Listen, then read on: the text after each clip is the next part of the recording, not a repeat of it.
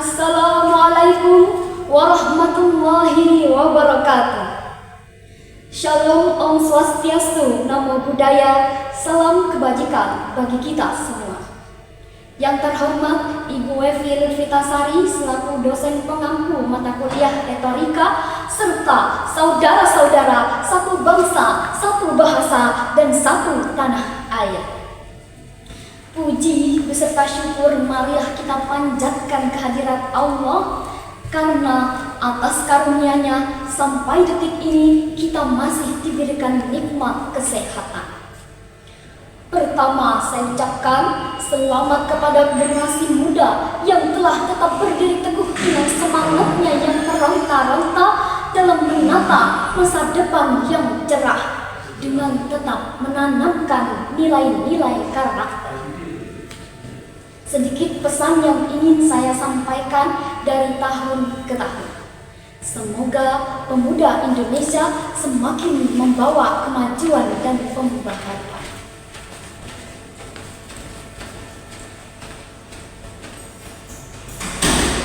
Saudara-saudara, kita hidup di zaman yang serba cepat, serba instan, dan serba terbuka. Teknologi memudahkan segala hal, informasi datang tanpa henti, dan budaya dari berbagai belahan dunia bisa masuk ke ruang tamu kita hanya dengan satu klik saja. Tapi pertanyaannya adalah, apakah kita siap? Atau justru kita mulai kehilangan jati diri? Salah satu hal yang paling mengkhawatirkan di era ini adalah menurunnya nilai-nilai pendidikan karakter di kalangan generasi muda. Kita menyebutnya sebagai dekadensi moral, sebuah kemunduran dalam perihal etika, sopan santun, tanggung jawab, dan integritas. Tidak hanya itu, saudara-saudara, teknologi pada saat ini menawarkan begitu banyak kemudahan, begitu banyak kesenangan yang memang tampak menggiurkan, hingga tanpa kita sadari kita telah terjebak dalam zona nyaman. Sehari-hari kita hanya sibuk menghabiskan waktu dengan kegiatan scroll, nyemil sambil rebahan. Bahkan dipanggil orang tua, jawabnya sebentar. Tahu-tahunya tembus 2 jam kita gak datang-datang.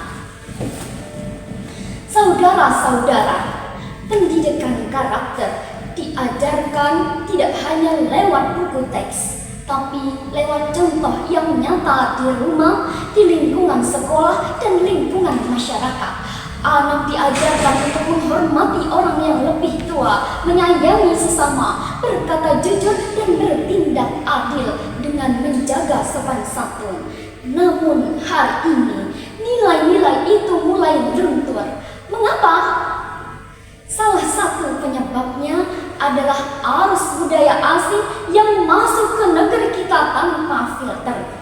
Setiap hari kita melihat begitu banyak tayangan-tayangan yang mempromosikan gaya hidup bebas, individualisme yang sangat ekstrim, bahkan permisivisme, di mana semua hal dianggap boleh, semua hal dianggap benar, semua dianggap pilihan hidup pribadi, tanpa mempertimbangkan nilai norma dan dampaknya bagi masyarakat. Di akhir-akhir ini, di era teknologi yang sangat begitu canggih, tontonan yang tidak mendidik semakin menjamur di media sosial. Video viral yang menampilkan kebodohan, kekerasan seksual, atau konten yang tidak senonoh malah menjadi hiburan sehari-hari. Figur publik yang viral bukan karena prestasi, tapi karena sensasi. Bahkan banyak anak-anak dan remaja yang menjadikan mereka sebagai panutan. Padahal yang layak kita jadikan panutan adalah orang-orang yang memiliki berbagai banyak bakat. Lebih miris lagi hadirin, melihat anak-anak kecil saat ini yang belum paham akan batasan, berperilaku tidak sopan, dan meniru gaya hidup yang jauh dari budaya ketimuran kita. Ini semua adalah hal yang perlu kita perhatikan. Begitu banyak generasi muda yang menurun nilai-nilai karakternya. Namun hadirin, yang lebih miris lagi saat kita melihat para generasi muda yang harusnya mereka memiliki intelektual tinggi, semangat belajar yang tinggi, tetapi mereka memilih terjebak dalam zona nyaman. Mereka yang seharusnya fokus berkreativitas, fokus bekerja, dan memikirkan masa depan yang pantas, malah tak peduli dan malah lebih suka menghujat yang lain, mendiskriminasi orang lain, menindas yang lemah, dan merasa paling berkuasa.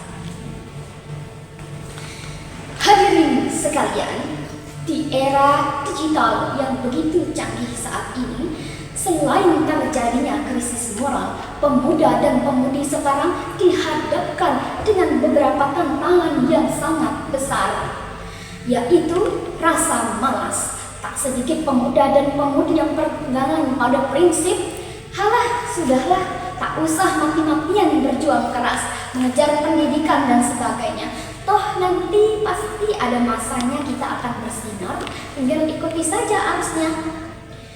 Oh, tidak seharusnya begitu ya, karena kesuksesan itu kita yang menjemput, kita yang memperjuangkan. Itulah yang membedakan kita antara yang memiliki keinginan dengan yang tidak, antara yang memiliki mimpi dengan yang tidak.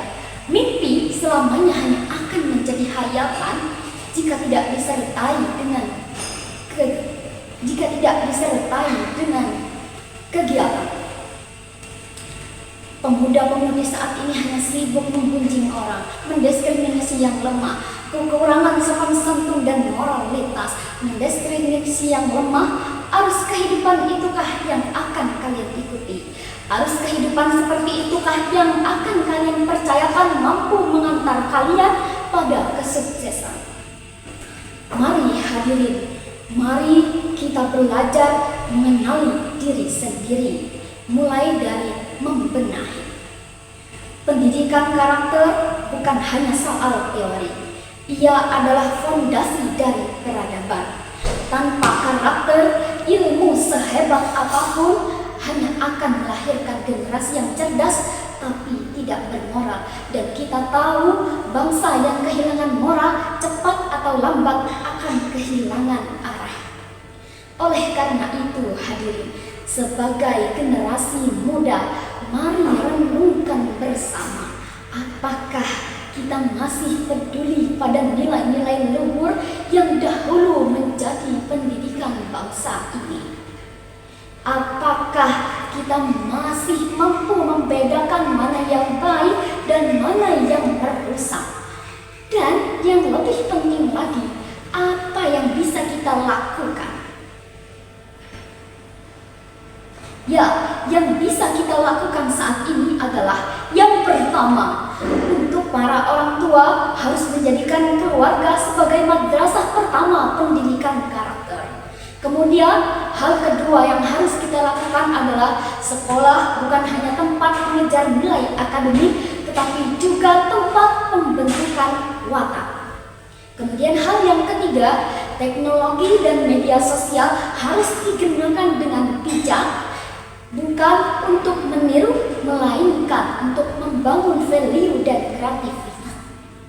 Dan terakhir, sebagai generasi muda, kita harus berani berkata tidak pada hal-hal yang merusak dan berkata jujur pada nilai-nilai yang mengembangkan diri kita. Kita harus belajar sopan santun, bertanggung jawab, dan bergotong royong mengusung nilai-nilai luhur yang telah menjadi jati diri bangsa Indonesia. Semangat untuk terus menjalankan kesuksesan dan memperjuangkan mimpi yang kita dambakan. Semoga kita tidak hanya menjadi generasi yang pintar teknologi, tetapi juga kuat akhlak, teguh karakter, dan punya arah moral yang jelas. Itu dia tadi pidato yang dapat saya sampaikan. Kurang lebihnya saya mohon maaf. Wabillahi taufiq wal hidayah. Wassalamualaikum warahmatullahi wabarakatuh. Salam mahasiswa.